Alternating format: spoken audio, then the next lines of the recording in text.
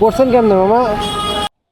আমি এখন আছি হচ্ছে বছিলা ৩ রাস্তার মোড় থেকে। আমি মোহাম্মদপুর বাস স্ট্যান্ডের দিকে যাচ্ছিলাম।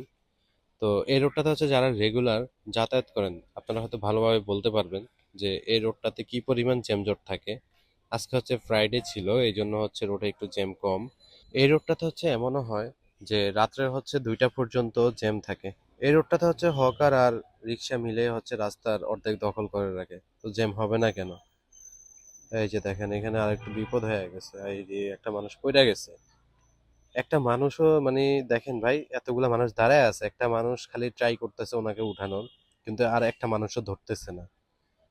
এটা হচ্ছে আমাদের সমাজের বর্তমান চিত্র। সবাই শুধু দেখতেছে, মামা করতে পারতেছে না। পড়ছেন কেমনে মামা? ওই যে মারি দিছে ও যাইয়া জিনজিরা মারি দিছে। হাতেরও তো অবস্থা খারাপ। আস্তে আস্তে হাইটা যাও, রিস্কাটা ওই পারে নিয়ে একটু যাও, একটু ধরে আপনি পার করে দেন তো, একটু ধরেন ধরেন, আস্তে আস্তে যাও, আস্তে আস্তে বাবা, রিস্কাটা ওই পারে লয়ে চলো, বিয়ে ঠিক সামনে লয়ে। বেশি ব্যথা পাইছে? এই একটু আগাও, খালি আগাও। দরকার একটু বহেন মামা, একটু বহেন, কি হয়েছে চাচা? একটু এই জায়গায় বহেন। জিনজিরা কই সেনজিয়ালা, কই থাঙ্গির বলা, জিনজিরা একটু বহেন বহেন। গেছে গা? আরে কাকা তুমি সেনজিয়ালা ধরবা না? জিনজিরা দইতাম কইছি এটা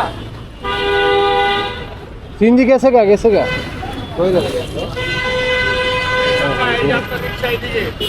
রিস্কাটা দাও, এই যে রিস্কাটা। হাতটা একবারে ইয়ে হয়ে গেছে, ধরেন পাগল হয়ে গেছে হাতটা।